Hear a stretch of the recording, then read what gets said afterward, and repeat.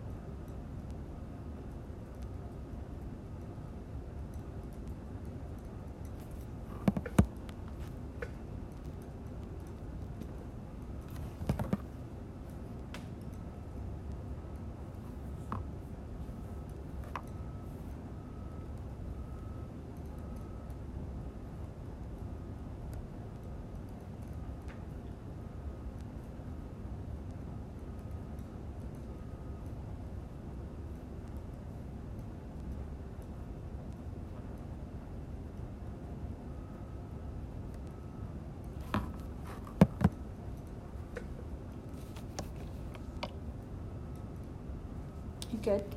Yeah. Okay. So for this one right here, the first thing that we have to do is distribute. Okay. So we're going to take our 6. We're going to move it to both here. So I've got 6x minus 18. And bring the sign down. Then I've got negative 3 times x. Negative 3 times 1. Okay, so just be sure you distribute that negative to both. Yeah, I've been getting a lot better with my negatives. I'm a lot Good. more aware. Good. That makes me very happy to hear that. Okay, then I always want to move variables to the left because it makes it easier to graph and it makes it easier to put it in interval notation. So I almost always move my variable to the left. So I'm going to get rid of this negative 3x by adding 3x to both sides. Okay, so I have 9x minus 18 is less than or equal to negative 3. Okay, then I add 18 to both sides. And I get 9x is less than or equal to 15.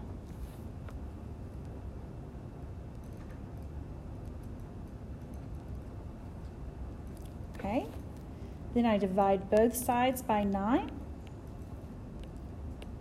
I get x is less than or equal to 15 over 9, but 15 over 9, 3 goes into 15 and 3 goes into 9. So this would actually simplify to 5 over 3. Okay, now you want to put it in interval notation, and I always like to graph it in order to put it in interval notation. And so here's 0, here's 1, here's 2. 5/3 is the same as 1 2/3. So I just changed an improper fraction into a mixed number. Okay, so 5/3 is 1 2/3. We're going to have a bracket at that because of the equal to, and we are going less than. So I have negative infinity to 5 over 3. Now, one of the very, very common mistakes that students make is they put 5 over 3 to negative infinity. Okay? This is a very common mistake. And then they're like, but Alicia, why isn't it correct? The reason that it's not correct is because we have to start all the way on the left. Okay? We have to start at our smallest number. Your interval notation are always going to go in order from least to greatest. Yeah, graphs always made more sense, especially like whenever graders and algebra 2 signs, it makes more sense to me than the actual numbers do. Oh, so good. It's easy for me to understand where it's supposed to be after I've got the numbers. Good. for it. Good. Okay, let's do another one. So this one is a little bit more challenging. I'm still going to give you 3 minutes to do it. But I want you to think about, can you tell me what your LCD is here? Excellent. It's 12. So I want to remind you that this is over 1. And you're going to multiply everything times 12 over 1. Okay? So that'll help you get started.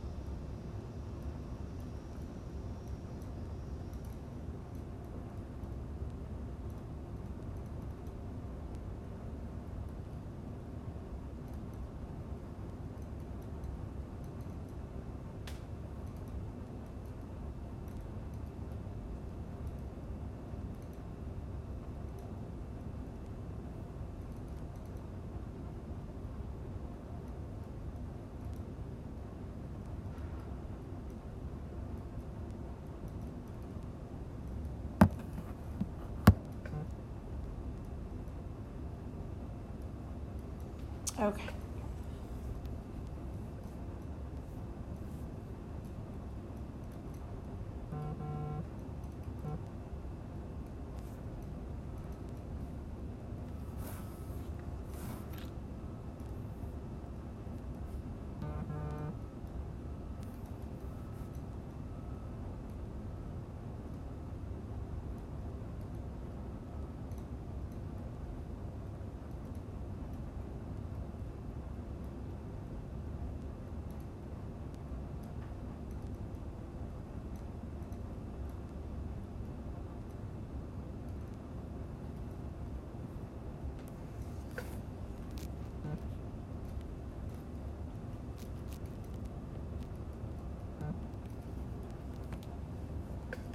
Okay, so this one looks scary because of the denominators.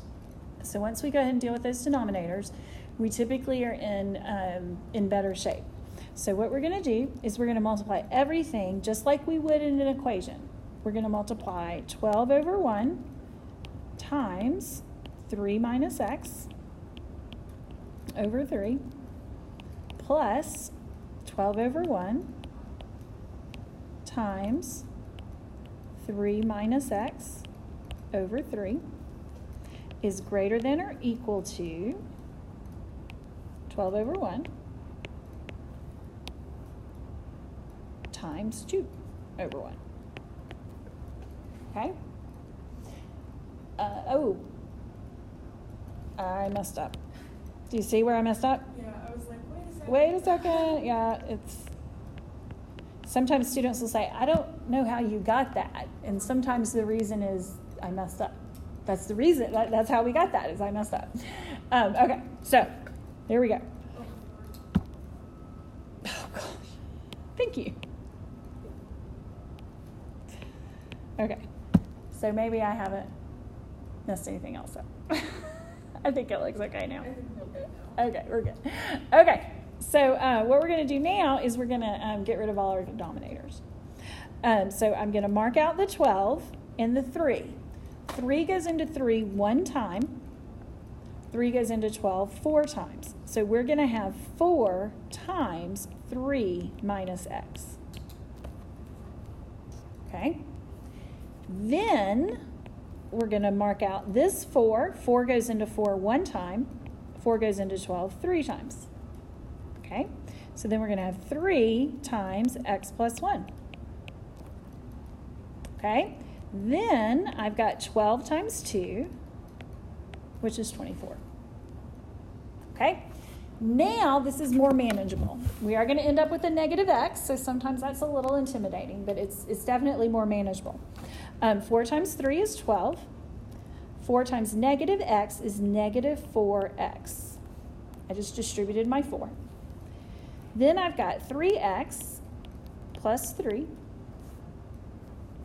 That's greater than or equal to 24. Okay?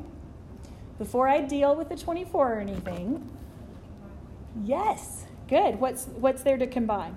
Combine the negative 4x and 3x, or negative 1x, which is negative x. Good. We have 12 and 3, and that gives us plus 15. Excellent.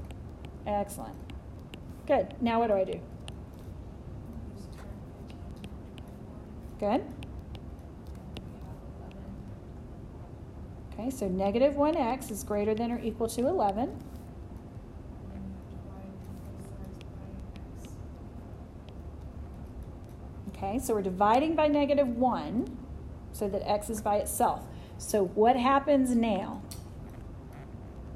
What do I do with that sign? Divide both sides by a negative, so you have to reverse the sign. Excellent. Okay, and so we have x is less than or equal to negative 11. Okay?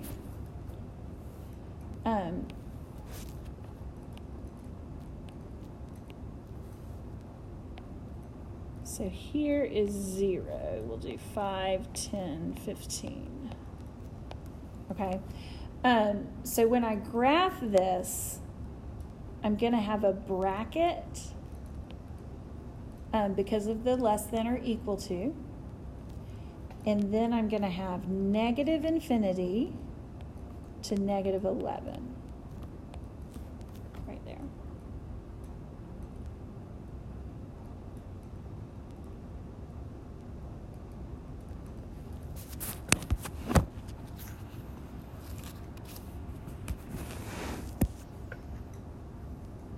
Okay.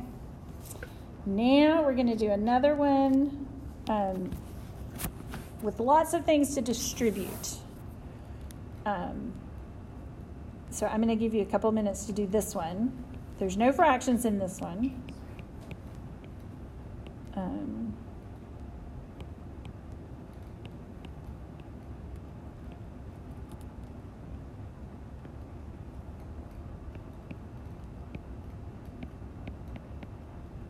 Okay, so let's start with 3 minutes and we'll go from there.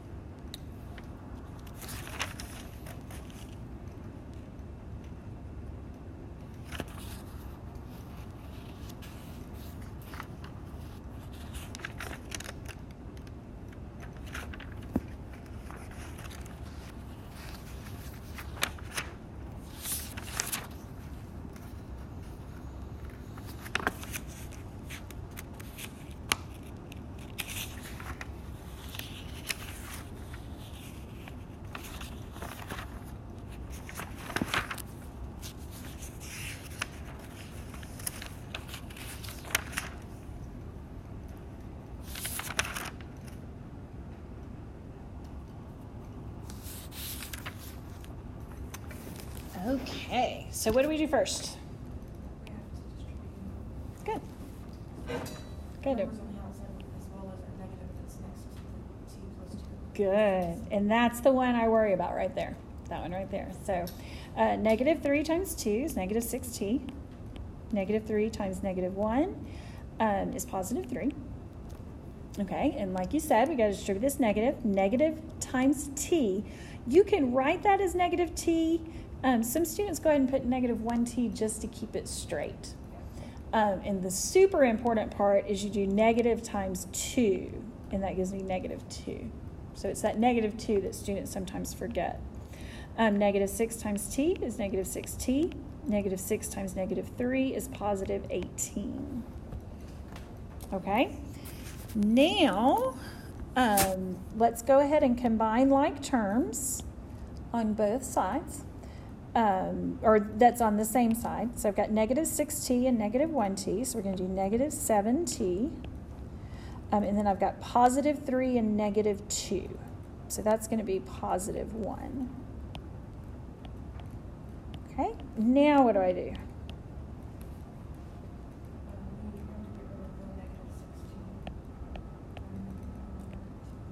Excellent, excellent. Okay. Okay, so then I've got negative 1t plus 1 is less than 18. And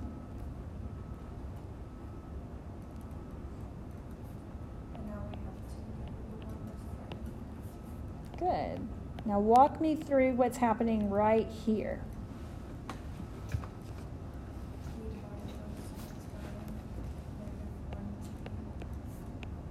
Okay. Good. And then my answer is t is less than negative 17.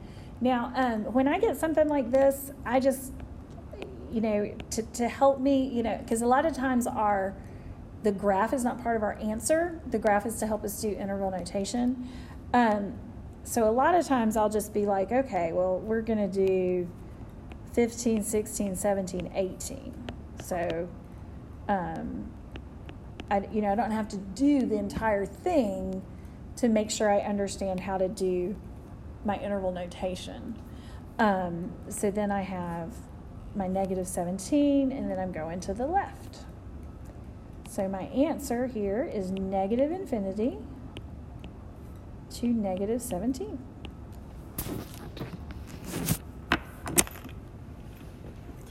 So I want to do another one with fractions.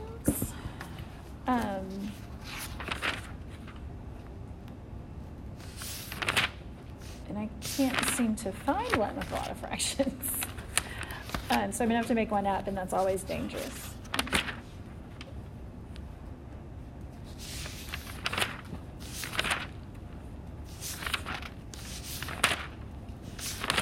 Okay. Here's what we're going to do. This one right here. Okay. We're going to say 1 minus 2x minus 1 over 6 is less than or equal to 3x over 8. And this one is definitely ugly. Okay? Definitely ugly. So I'm going to let you do this one all by yourself and see how it goes. But you do want to start with your LCD. And I'll give you about 3 minutes.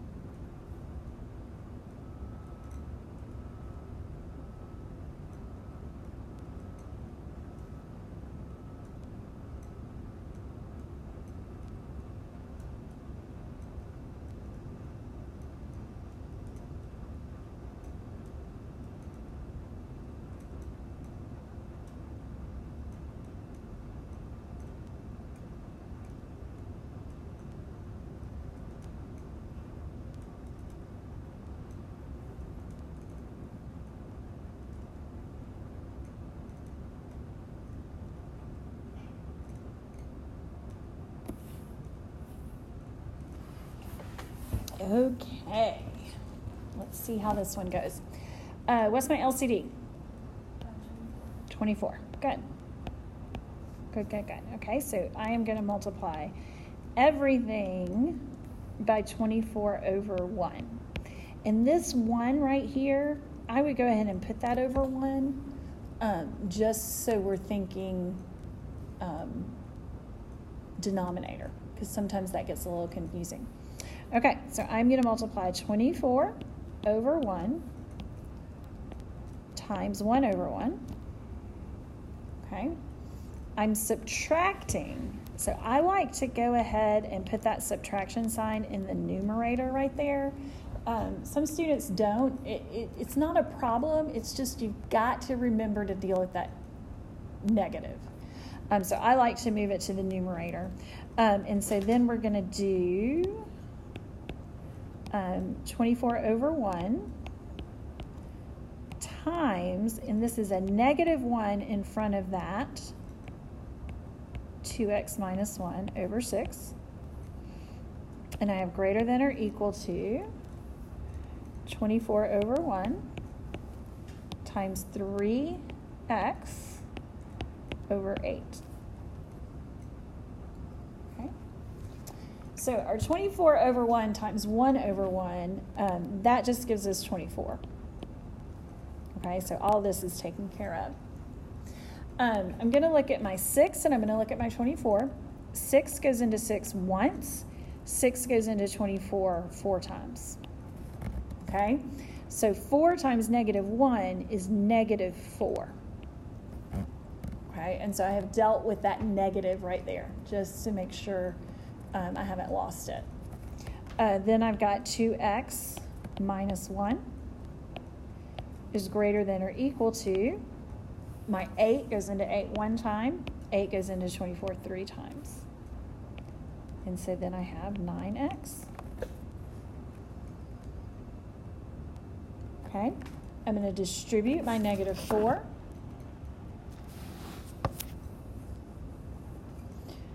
So I have 24 minus 8x plus 4. Okay, I can combine 24 and positive 4. So I have 28 minus 8x is greater than or equal to 9x. Now, I want to talk about a couple of things right here, because this is one of those situations where it would be very easy to add 8x to both sides, because that 9x, it's over there by itself. I would be avoiding getting a negative, and then I would be pretty close to done. I want to show you the danger in doing that, okay?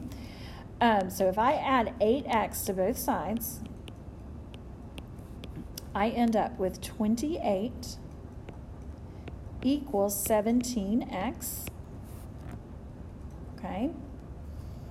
I'm just going to go to the next screen because I want to talk about this. So 28 equals 17x.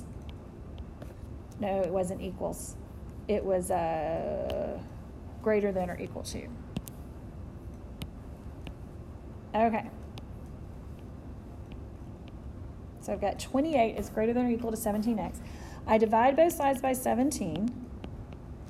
And so I get 28 over 17 is greater than or equal to x. So what happens here is students don't know how to graph it, and they don't know how to write it in interval notation because the x is on the right-hand side. We're used to seeing the x on the left-hand side, and it makes everything very smooth.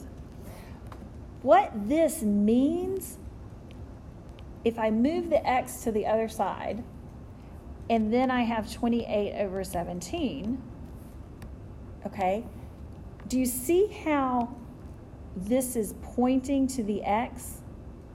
Okay, I have to rewrite that because I've switched all the sides. And so students, if that was an equal sign, it wouldn't matter. You just rewrite it as x equals 28 over 17. But because we're dealing with inequalities, several things happen. Students either rewrite it, and they rewrite it incorrectly because they just switch the x and the 28 over 17, or they try to graph it from this right here, and they'll say, okay, 28 over 17, it's a little bit less than 2, that's a greater than or equal to sign, so that's my answer. And then they'll put that in interval notation. But your answer is actually x is less than or equal to 28 over 17. And so you would do it this way. Okay? So this is one of the reasons why moving your variable to the left is a good technique. Okay, so let's go back and look at moving it to the left. So I'm going to go back to right here. Oops, that was too far.